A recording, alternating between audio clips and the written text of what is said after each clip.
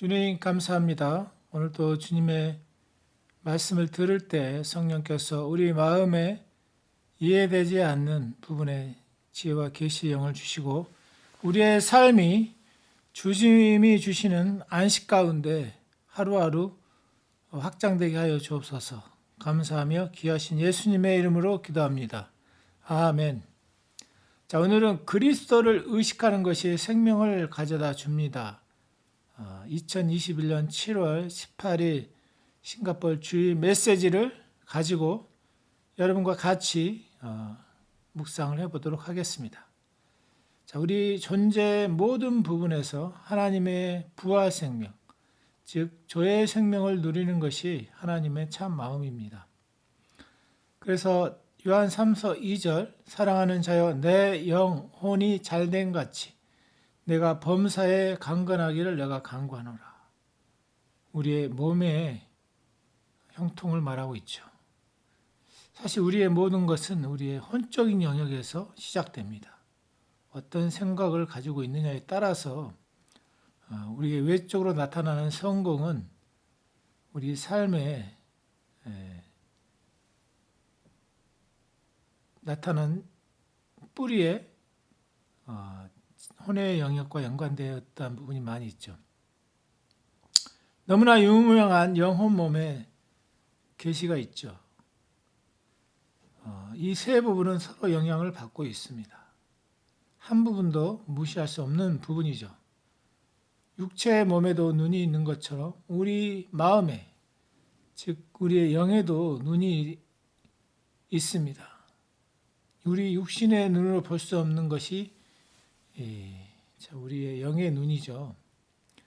그래서 성경 에베소서 1장에서 사도 바울은 그 지혜와 계시의 영에 대해서 말씀하시면서 우리가 지혜와 계시의 영, 그래서 우리가 하나님 좀 더 제대로 알고 또 우리의 마음의 눈을 밝힌다.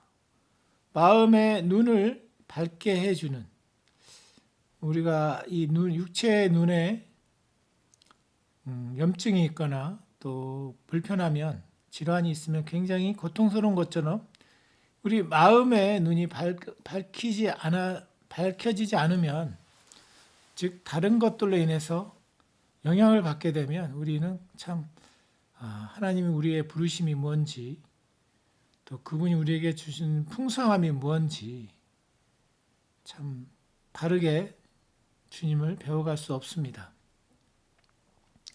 그래서 지혜와 계시의 영을 주시기를 매일 간구하라고 사도 바울은 우리에게 교훈을 주고 있습니다. 그래서 이 마음의 눈이 밝아질 때 하나님이 나를 어떤 직장에만 부르는 게 아니라 그 직장을 통해서 나의 믿음도 훈련시키시고 또 여러 영역에 하나님의 공급을 받게도 하시며 또 우리가 이 땅에 태어난 목적을 1차적으로 또 알 수가 있죠. 그러나 좀 더 깊이 살아가면서 이제 그것이 다가 아니라 그리스도 안에서 그 각자에게 주신 달란트가 있고 그것이 얼마나 풍성한지를 또 알게 하시죠. 또 그 다음 단계는 이제 이 그리스도 안에서 역사하는 죽은 자들 가운데 다시 살리신 우리를 향한 지극히 크신 그 부활의 능력을 알게 하는 단계까지 이르게 하시죠. 그래서 빌립보서 3장 9, 10절에 보면 내가 그리스도와 그 부활의 권능과 그 고난의 참여함을 알고자 하여 그의 죽으심을 본받아. 특별히 이 후반기에 하나님으로부터 받은 조세 목사님의 레마의 말씀은 우리 안에 있는 그리스도의 부활 생명, 조의 생명을 아는 데 초점을 두고 있습니다. 그래서 그 부활 생명이 우리의 영혼 몸에 나타나고 우리가 그 부활 생명의 일부분을 경험하기를 원하신다는 것이죠. 그리스도께서 완성하신 이 십자가의 사역이 우리의 영뿐만 아니라 혼과 몸을 구속했습니다. 지난주에 하나님께서 땅에 흙으로 아담을 만드시고 그 안에 하나님의 숨결을 불어넣으심으로 아담이 살아있는 혼이 되었음에 대해서 나누었습니다. 창세기 2장 7절. 아담의 이름의 뜻은 히브리어도 아다마, 즉 땅이란 뜻인 거 아시죠?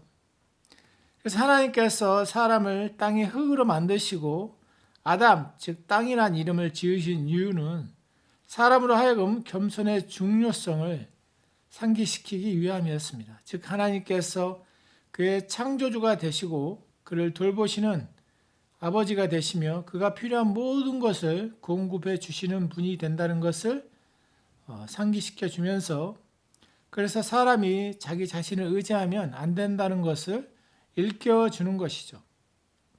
아담이 선악을 알게 하는 나무의 열매를 먹음으로 죄를 범했을 때 그 결과는 죽음이었습니다.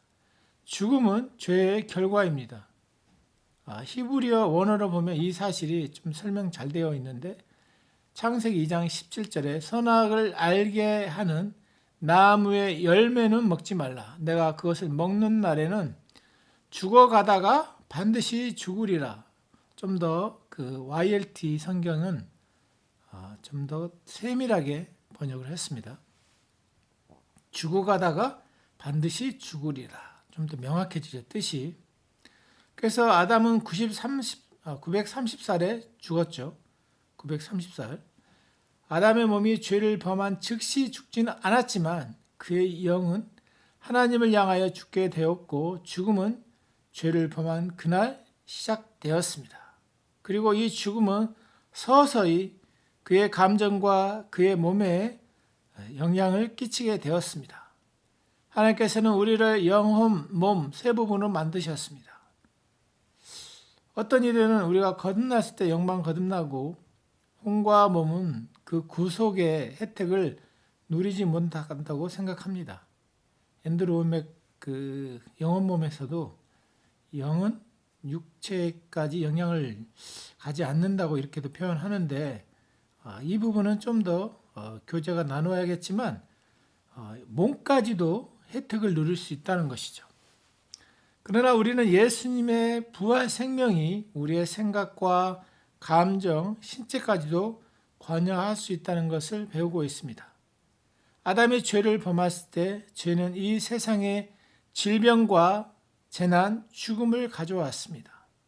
죄는 우리의 인간관계, 건강, 생각의 영역과 하나님과 관계 맺는 방식에 파괴적인 결과를 낳았습니다. 즉 죄는 죽음을 가져왔지만 좋은 소식은 예수 그리스도를 통한 영생이 하나님의 선물로 주어졌다는 것입니다. 치료제가 나타난 것이죠. 요즘 코로나로 인해서 굉장히 많은 사람들이 고통을 당하고 있고, 백신이 나와서 그나마 많은 사람들이 조금은 안심을 하고 있는 것 같습니다. 로마서 8장 10절, 또 그리스도께서 너 안에 계시면 몸은 죄로 말미암아 죽은 것이나 영은 의로 말미암아 살아있는 것이라. 자, 우리는 영적인 존재로 혼을 가지고 몸 안에 살고 있습니다. 이거는 크리스 목사님도 이렇게 말씀하신 부분이죠. 결국 믿음의 말씀이나 은혜의 말씀은 이 선진들의 영향을 받을 수밖에 없죠. E.W. 캐년의 목사님 그 서적에 보면 이런 내용이 많이 나오죠. 우리는 영적인 존재이고 혼을 가지고 몸 안에 살고 있다. 누군가 신체적인 죽음을 겪게 된다면 그 사람의 몸은 지어진 바대로 흙으로 돌아갈 것입니다. 그러나 하나님께서는 결코 사람이 죽는 것을 의도하지 않으셨습니다. 하나님께서는 죽음을 적으로 여기십니다. 그래서 성경을 보면 마지막으로 멸망받을 적은 죽음이라고 말하고 있습니다. 고린도전서 15장 26절에. 그래서 신자들은 죽을 것을 생각하는 것이 아닌 휴거를 고대하는 자세를 가져야 합니다. 휴거가 일어날 때 우리 주 예수님께서 우리의 낮은 몸을 주님과 같은 영광스러운 몸을 가진 자로 변화시켜 주실 것입니다. 주님과 같은 영광스러운 몸으로 변화될 것을 기대합시다. 우리가 아직 소유하지 못한 유일한 부분, 바로 우리 몸의 구속입니다. 우리의 몸은 아직 질병과 쇠퇴와 죽음에 종속되어 있습니다. 계속해서 이 설교를 통해 우리는 휴거가 일어날 때 몸의 구속을 기다리면서 어떻게 하면 우리 몸에 주님의 부활 생명을 경험할 수 있는지 알기 위해 하나님의 말씀을 깊이 파고들 것입니다. 하나님 말씀을 통해서 우리가 어떻게 이 땅에서 부활 생명을 누리는지를 알 수 있습니다. 그리스도께서 질병에서 회복하여 장수할 수 있는 능력을 모두에게 주셨습니다. 우리가 이 휴거 때 일어날 몸의 구속을 기다린 동안 하나님께서는 우리가 질병과 쇠퇴하는 것에 대한 승리하는 삶을 살기를 너무도 원하십니다.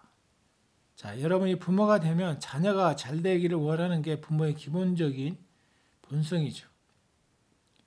그런 본성이 하나님께서도 동일하게 가지고 계시는 속성인 거죠. 데살로니가전서 4장 15절. 우리가 주의 말씀으로 너희에게 이것을 말하노니 주께서 강림하실 때까지 우리 살아남아 있는 자도 자는 자보다 결코 앞서지 못하리라. 전기 때문에 살아있는 것과 살아남아 있다는 것은 다른 차원인데, 살아남아 있다는 것은 그분의 힘과 능력을 나타내는 것, 건강하고 장수를 말하는 것이죠. 그러나 현재 우리가 갖고 있는 몸으로 영원히 사는 것을 말하는 것은 아닙니다. 예수님께서 다시 오실 때까지 질병과 죽음에 대한 승리를 말하는 것이고, 휴거를 볼 세대는 살아남는 법을 배운 믿는 자들로 이루어질 것입니다. 또 주님이 때가 되면 언제 이 땅에 오실지 모르지만 우리는 휴거를 기대하는 삶을 살고 있습니다. 고린도전서 15장 51, 54절에 보라 내가 너희에게 비밀을 말하노니 우리가 다 잠잘 것이 아니요 마지막 나팔의 순식간에 호련히 다 변화되리니. 자, 믿는 자들 중에 휴거 때 남겨질 성도가 있을 것이라고 믿는 분들이 있습니다. 그러나 성경은 우리가 다 변화될 것이라고 말하고 있습니다.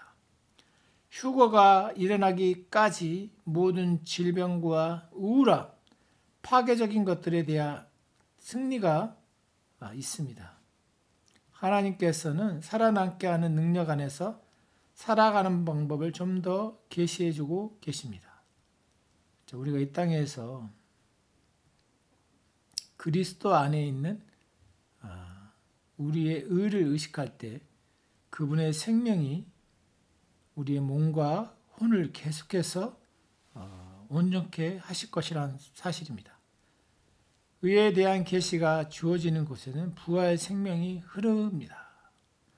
그리스도 안에 있는 의로운 신분에 대해서 인식할 때 하나님의 부활 생명이 우리 영에서부터 출발점이죠. 우리 영에서부터 흘러나와 우리의 혼으로 흘러 우리의 생각과 감정에 영향을 끼치고 그리고 몸으로 흐릅니다.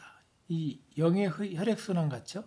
영에서부터 흘러나와서 우리의 혼, 생각과 감정에 영향을 미치고 그리고 그것이 몸으로 흘러난다는 것. 그렇게 되는 비결은 바로 믿음으로 말미암는 의를 이해하고 자신의 것으로 취할 때 가능하다는 얘기죠. 이것이 이 설교의 핵심입니다. 빌립보서 3장 9, 10절을 통해 믿음으로 말미암는 의를 받은 후에 이해하고 의식화되어야 한다는 것을 배웠습니다. 즉 그 의를 받고 믿으며 고백할수록 우리 혼과 몸에서 예수님의 부활 생명을 더욱 경험하게 될 것입니다. 고린도전서 15장 56, 57절에 사망이 쏘는 것은 죄요 죄의 권능은 율법이라. 우리 주 예수 그리스도로 말미암아 우리에게 승리를 주시는 하나님께 감사하노니. 자, 죄가 죽음이라는 결과를 낳았습니다. 그러나 좀 더 깊이 들어가 이해할 것은 죄에게 그 힘과 통치권을 주는 것이 율법이라는 사실입니다. 자, 우리가 좀 집중해야 될 부분 로마서 7장 6절에서 9절 이 8절을 또 보겠습니다. 그러나 죄가 기회를 타서 계명으로 말미암아 내 속에서 온갖 탐심을 이루었나니 이는 율법이 없으면 죄가 죽은 것이라. 율법이 없으면 죄가 죽은 것이라. 전에 율법을 깨닫지 못할 때에는 내가 살았더니 계명이 이름에 죄는 살아나고 나는 죽었도다. 자, 기회를 타서, 이게 여기 핵심인데, 이 문장에 헬라어로 아포르메, 즉 이 바인의 성서 사전에 보면 시작점, 전쟁 중 작전 기지를 나타내는 데 사용되었다고 기록되어 있습니다. 율법은 죄에게 혼을 공격할 수 있는 작전 기지를 제공하였다, 이 뜻이 되겠죠. 자, 작전 기지는 공격이 시작되는 것이고, 죄는 율법을 작전 기지로 삼았습니다. 자, 우리 혼을 공격하기 위해서 죄는 율법을 작전 기지로 삼았습니다. 자, 이 설명을 잘 보여주는 예를 이스라엘 백성이 출애굽한 후에 시내산에 이르기까지 여정에서 볼 수 있다고 설명을 해주셨는데, 시내산에서 율법이 주어진 후 여러 상황들이 변했습니다. 이스라엘 백성이 애굽에서 나올 때 하나님께서는 은금을 갖게 하셨고 그들 중에 어느 누구도 비틀거린 사람이 없었다고 시편 105편 37절은 말하고 있죠. 그들이 불평하며 죄를 지었을 때도 하나님께서 그들로 인해 그들을 벌하셨다는 기록이 없습니다. 오히려 그들이 불평했을 때 하나님께서는 공급해 주셨습니다. 마치 그들의 불평이 신선한 하나님의 은혜의 공급을 일으키는 것 같았습니다. 그 기간 이스라엘 백성의 어떠함이 아닌 온전히 하나님의 선하심과 신실하심만이 있었던 기간이었습니다.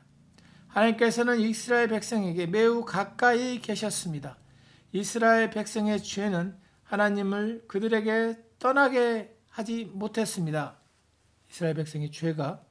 왜냐하면 하나님께서는 그들의 죄를 보지 않고 계셨기 때문이죠. 그러나 이스라엘 백성이 시내산에 도착하고 그들이 하나님께서 그들에게 명하신 모든 것을 행할 수 있다고 결심하셨을 때 모든 것이 변했습니다.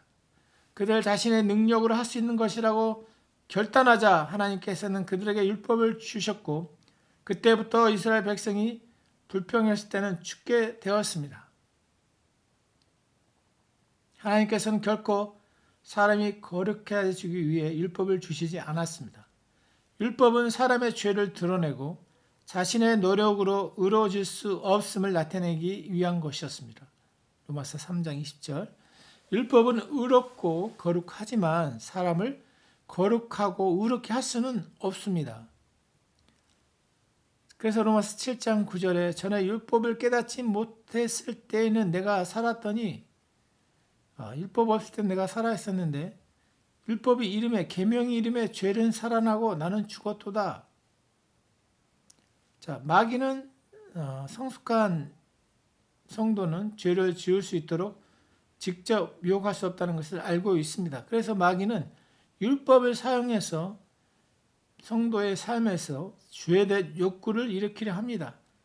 율법이 제시되면 죄가 요동하며 살아나게 됩니다. 이 일을 하게 된다는 얘기죠. 고린도서 3장 6, 9절. 자, 여기 너무나 잘 아는 말씀. 정죄의 직분도 영광이 있은즉 의의 직분은 영광이 더욱 넘치리라. 율법을 주셨을 때 옛 언약 아래 3,000명이 시내산 아래서 죽었습니다. 그러나 오순절날 은혜 아래서 하나님께서 성령을 주셨고 3,000명이 구원을 받았습니다. 사도행전 2장 4절에 보면, 자, 이 사건은 율법은 죽이고 성령은 생명을 주신다는 것을 보여주는 것입니다. 하나님께서는 우리를 율법 아래에 있는 옛 언약의 일꾼이 아닌 은혜 아래에 있는 새 언약의 일꾼이 되기에 만족하게 하셨습니다. 새 언약 아래서 전하면 전할수록 우리 모든 부분에 생명이 있게 되고 그 생명이 더욱 풍성하게 될 것입니다.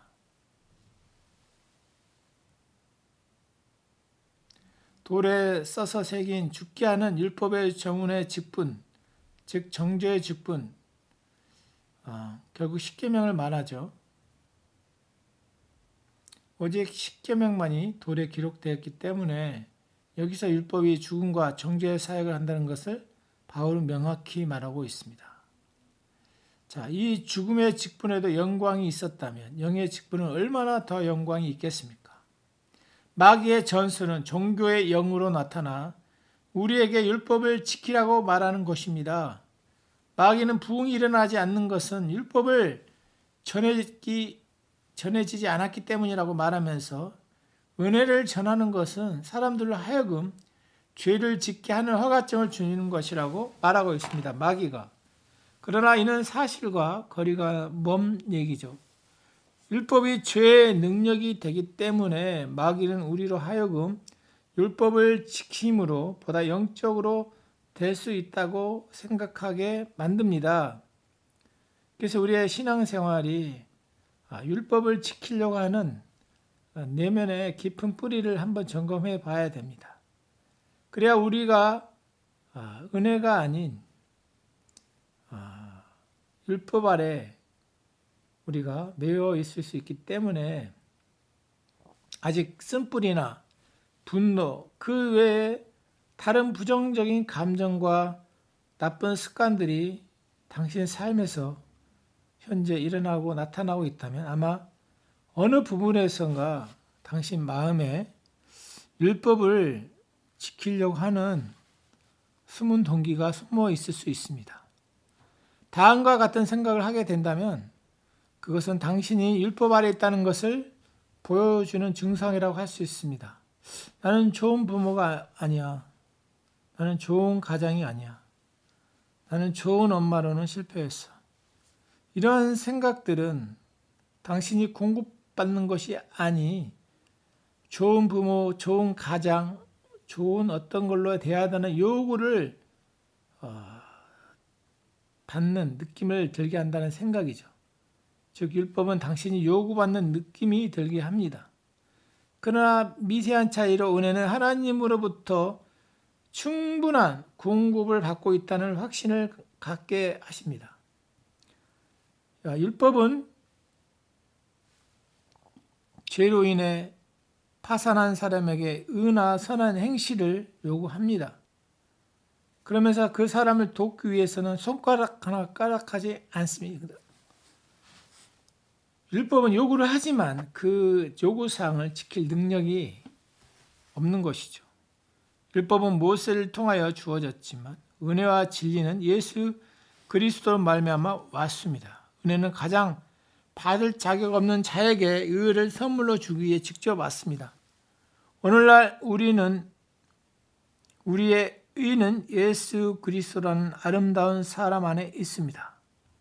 그리스도 안에 있는 당신의 의를 의식할수록 생명은 당신의 혼과 몸에 풀어지게 될 것입니다.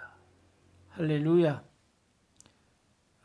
우리가 신앙생활 할 때 여러분의 쓴뿌리와 또 여러 감정들이 주일날 하루 가서 잠시 이렇게 어떤 모양을 갖춘다고 바뀌는 게 아니라 그 생각에 율법에 의식화되어 있는 여러분의 마음을 한번 분해해서 하나님 안에서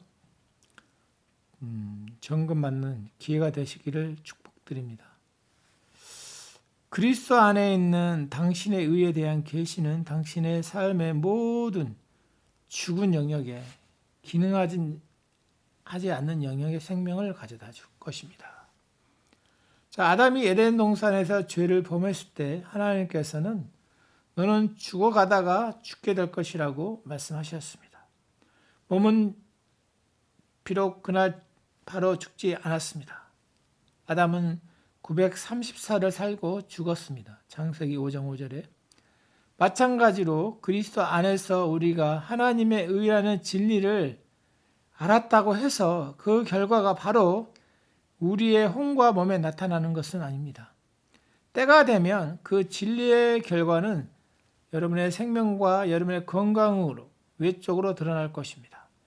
자, 우리가 영원범의 계시를 안다고 해서 그 계시가 바로 여러분의 삶에서 나타나지 않고 씨가 되어서 그것이 성장하고 그것이 여러분의 몸으로 나타날 때까지는 시간이 필요하다는 얘기죠.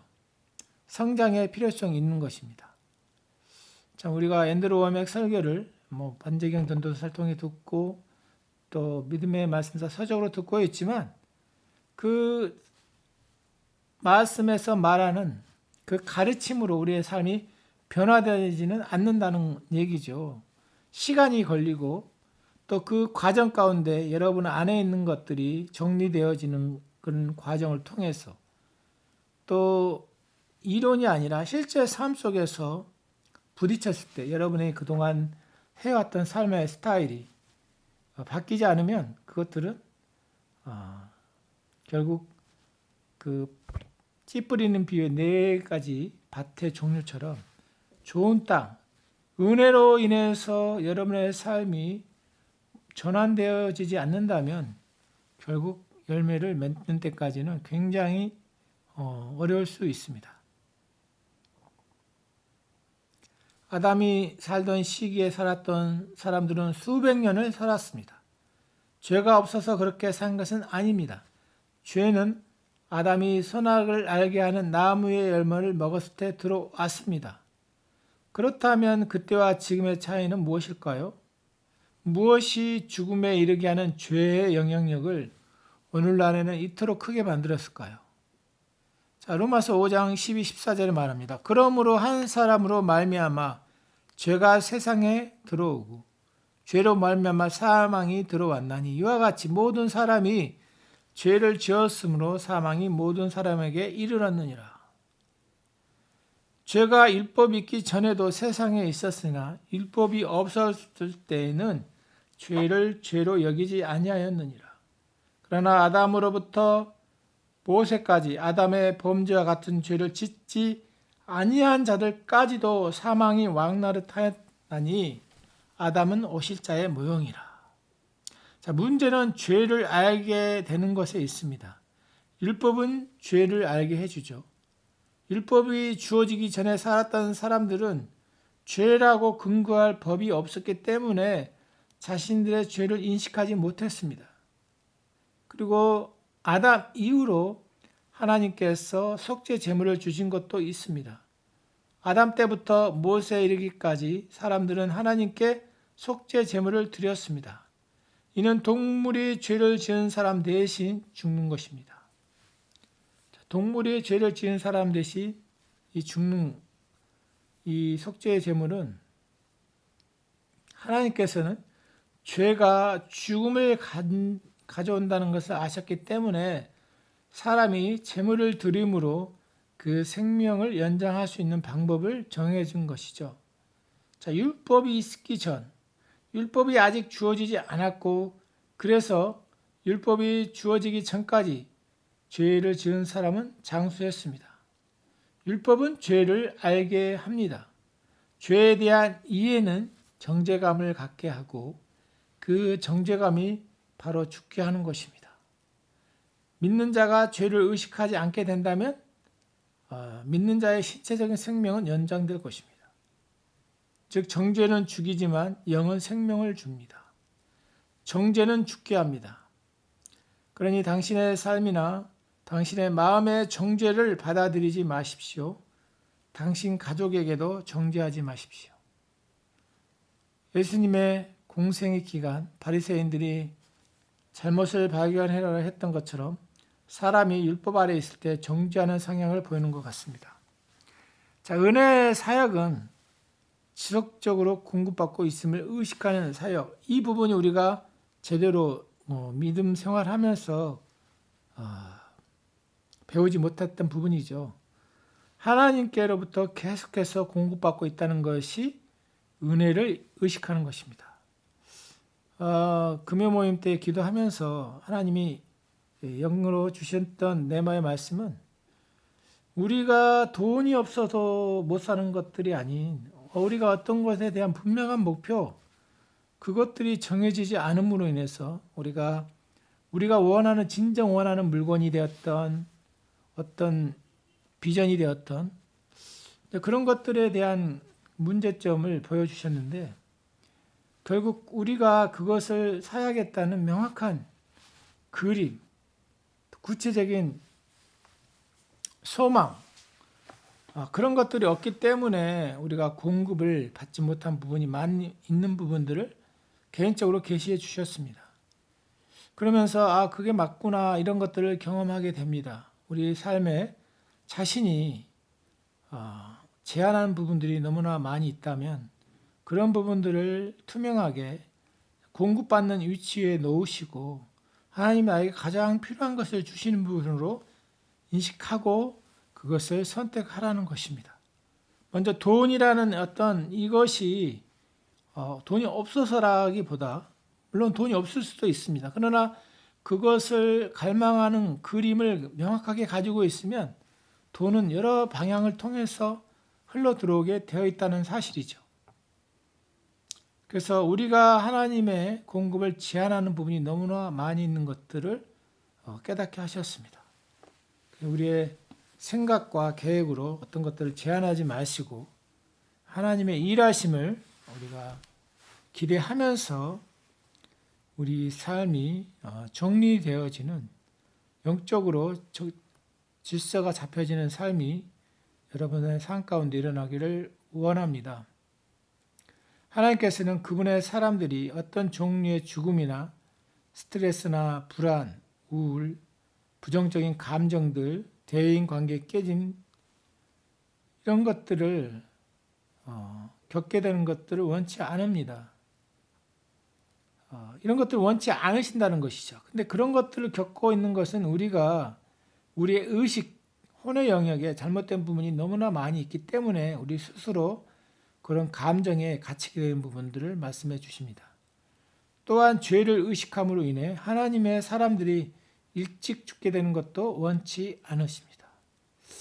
참 요즘도 기독교의 유튜브를 통해서 듣게 되는 찬양이나 설교를 듣게 되면 회개하면서 죄를 굉장히 강조한 부분들이 아직도 많이 있습니다. 그러나 우리는 그 부분보다는 의를 의식함으로 인해서 하나님 우리에게 주시는 힘과 능력을 받고 우리 삶에서 장수했으면 좋겠습니다. 아담 때 이후로 죄가 들어왔다 할지라도 아담부터 모세에 이르기까지의 사람들은 장수했습니다. 이는 율법이 아직 주어지지 않았기 때문에 사람들이 죄를 의식하지 않았기 때문이었습니다. 일부 사람들은 율법을 전하는 것이 사람들을 거룩해 할 것이라고 생각하면서 율법을 전합니다. 꼭 십계명은 아니고 하나님 앞에 우리가 거룩해야 된다면서 우리의 어떤 부분들의 요구를 하는 부분이 있죠. 요구하는 부분은 깊이 들어가 보면 율법에 따른 성향을 갖고 있는 부분이 있다는 것이죠. 그러나 사람을 거룩하게 하고 세상과 구별되게 하는 것은 그리스도를 알므로 되는 것이죠. 그리스도를 알므로 되는 것. 요즘 제가 듣고 있는 주님의 선하심, 내 필요보다 더 크신 은혜, 그 크신 주님이 내 삶의 모든 부분들을 공급해 주시고 이 코로나19 속에서도 제 삶의 여러 영역에 안식을 주는 것을 경험하게 하십니다. 참 청년 때는 굉장한 열정으로 어떤 일을 많이 한 것 같지만 되돌아보면 주님이 많이 기다려주는 것을 알게 하십니다. 그래서 아버지는 서두르지 않으면서 절차대로 하나하나씩 초점을 명확하게 해가는 것에 감사를 드립니다. 결국 그것이 나의 사역의 방해가 아니라 내 삶의 잘못된 부분들을 수정해 주면서 또 삶의 균형을 이루고 또 하나님이 우리에게 주시고자 하는 안식이 무엇인지 그런 것들을 배우는 시간이 되어서 너무나 감사하고 행복한 시간을 보내고 있습니다. 그래서 하나님이 나에게 주신 이 짧은 시간을 통해서 나와 주님과의 1대1로 경배와 또 찬양을 드리고 또 가족 예배를 통해서 가족 모임이 얼마나 소중한지를 알게 하십니다. 결국 예수님이 제 삶의 온전히 뿌리 깊게 자리 잡을 때 모든 건축은 늦은 것 같지만 굉장한 주초를 세우고 가기 있기 때문에 시간이 걸리더라도 하나님이 우리 삶에 행하는 일들에 기대를 갖게 하십니다. 그래서 이 자그만 여러분 주변에 주택단지가 재개발해서 엄청난 빌딩을 지은 것 보시지 않습니까? 결국 우리의 마음밭이 바로 이렇게 정리되어지면 주님은 여러분 각자의 믿음에 맞게끔 건축을 하실 것입니다. 여러분의 영 안에 계시가 확장되어진 만큼 그 계시의 영향력은 여러분의 혼을 통해 나타나게 될 것이고 그 혼을 통해서 말과 행동을 통해서 삶의 여러 영역에 여러분을 통해서 그리스도의 향기가 나타나게 될 것입니다. 우리는 예수님께서 은혜로우셨던 것처럼 은혜 중심의 생각을 가지고 은혜로워야 합니다. 이건 가르침으로 된 게 아니고 계속해서 은혜 중심의 문화가 여러분 안에 여러분의 혼의 영역에 자리 잡아야 합니다. 계속해서 상대방의 잘못을 지적하는 것이 아니 예수님께서 우리에게 하셨던 것처럼 은혜와 정죄하지 않음의 선물을 베풀어야 하는 것입니다.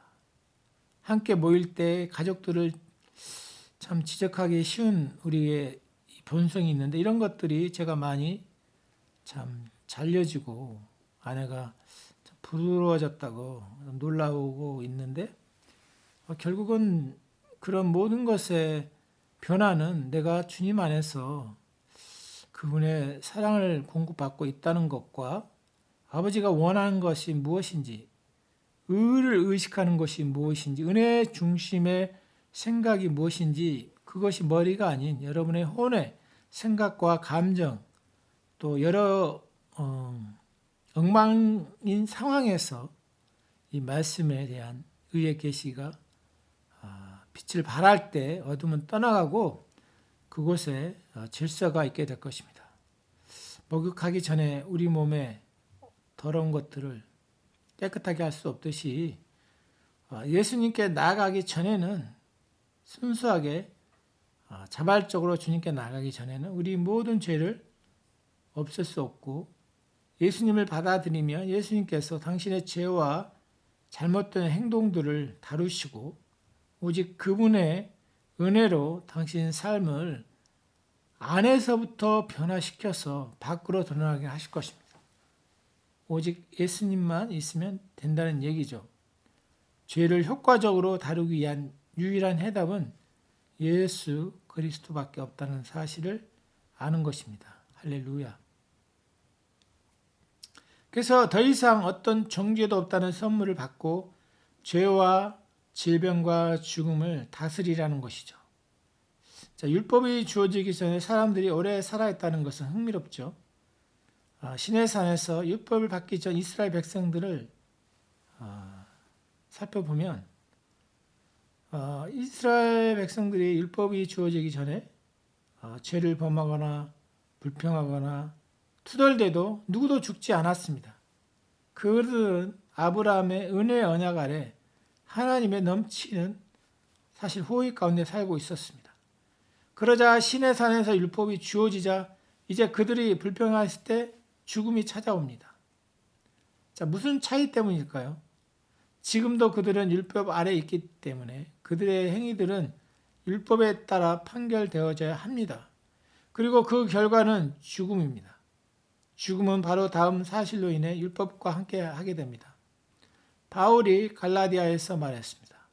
무릇 율법 행위에 속한 자들은 저주 아래 있나니 기록된 바 누구든지 율법책에 기록된 대로 모든 일을 항상 행하지 아니한 자는 저주 아래 있는 자라 하였습니다.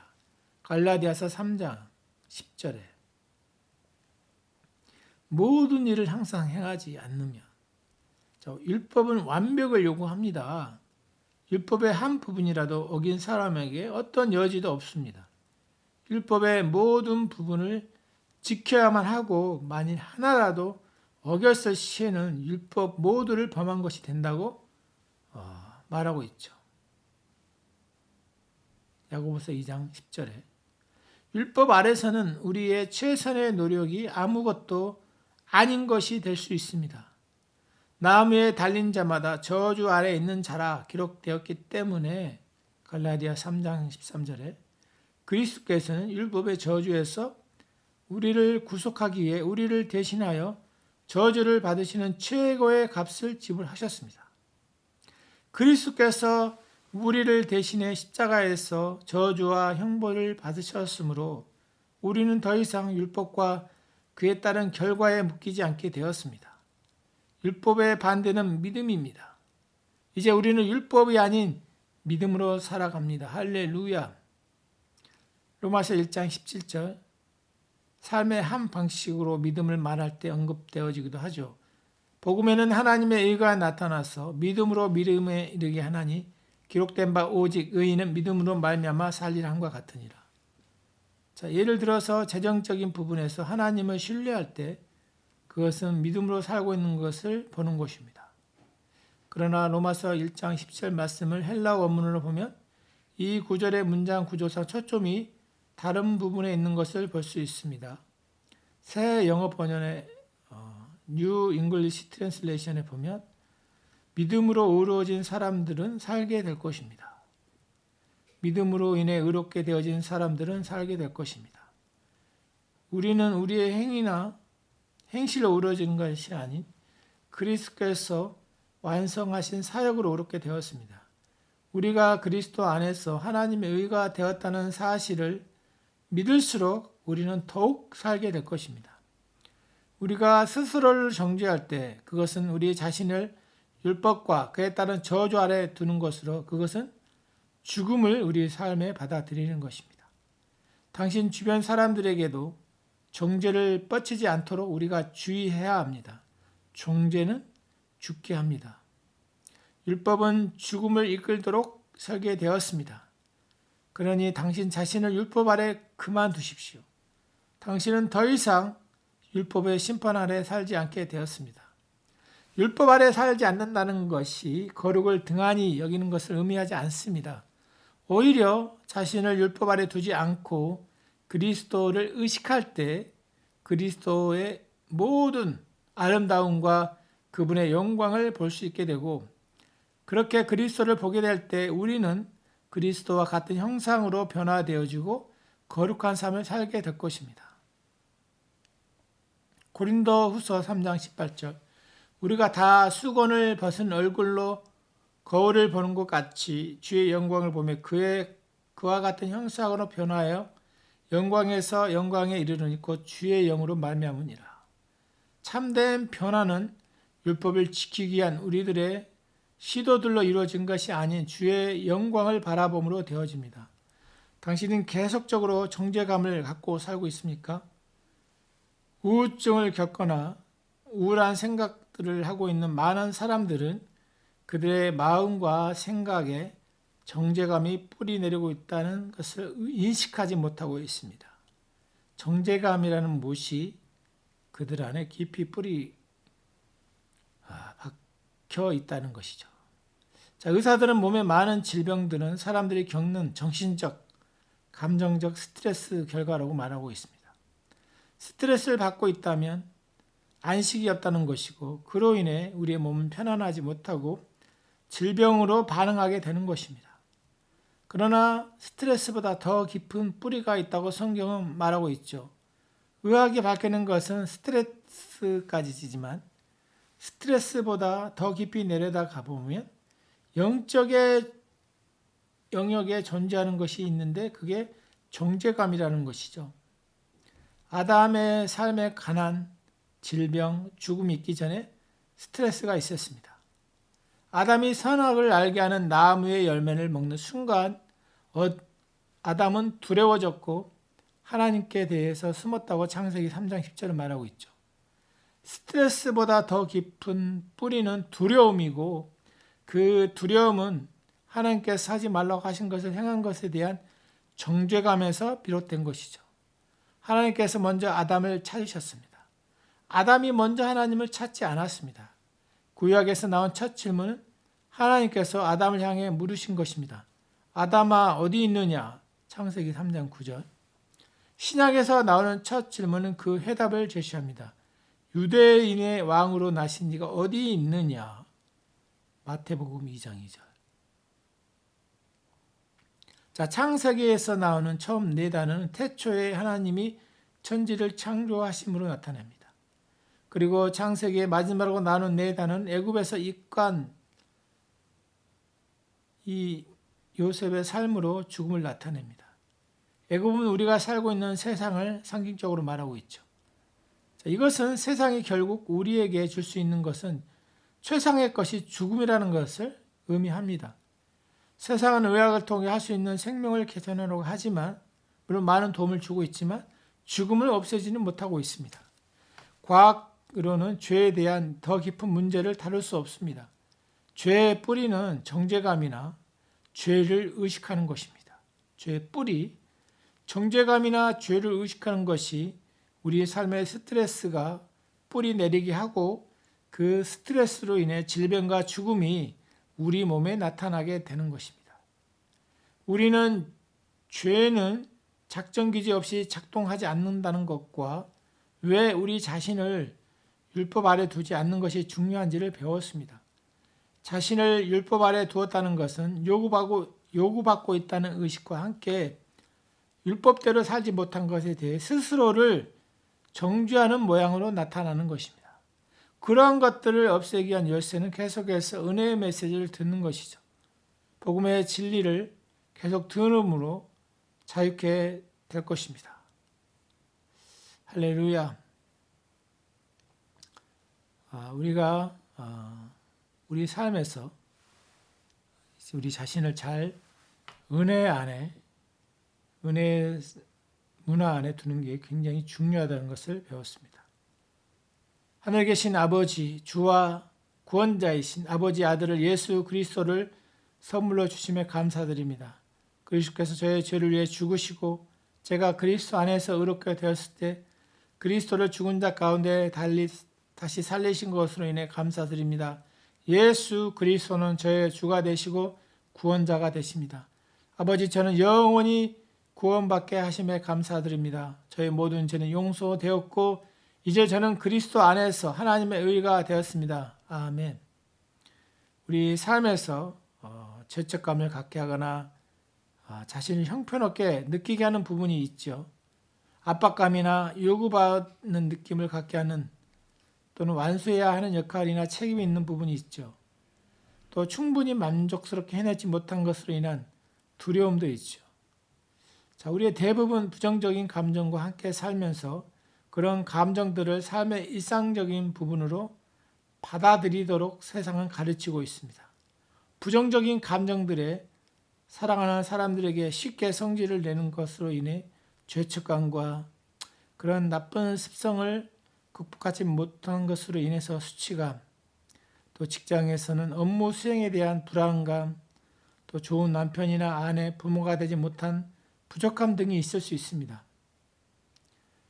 우리 주 예수님께서 당신이 자기 성찰적이거나 스스로를 정죄하는 생각이나 감정들을 가진 채 살아가는 것을 원치 않으신다는 것을 아십니까? 정죄는 죽게 합니다. 앞서 말한 그런 스스로를 비난하는 생각이나 감정들은 종종 내면의 스트레스와 질병 등 삶에 해로운 영향을 끼치죠. 어떠한 정죄함도 없다는 강력한 계시가 임하는 곳에는 부활 생명이 흐르게 되어 스트레스나 질병, 죽음의 다른 모습들이 살면서 사라지게 될 것입니다. 이번 한 주 동안 요구받는 느낌이나 정죄받는 느낌이 들 때마다 다음과 같이 말해 보십시오. 주님의 은혜에 감사합니다. 그리스도 안에서 어떤 정죄도 없음을 인해 감사드립니다. 주께서 저를 의롭게 하셨기 때문에 저는 제가 필요한 모든 것을 공급해 주시는 주님을 의지할 수 있습니다. 죄를 의식하는 것이 아닌 그리스도를 의식할수록 주님의 풍성한 생명이 당신의 영혼 몸과 당신의 삶의 모든 영역에 흐르게 될 것을 보게 될 것입니다. 할렐루야.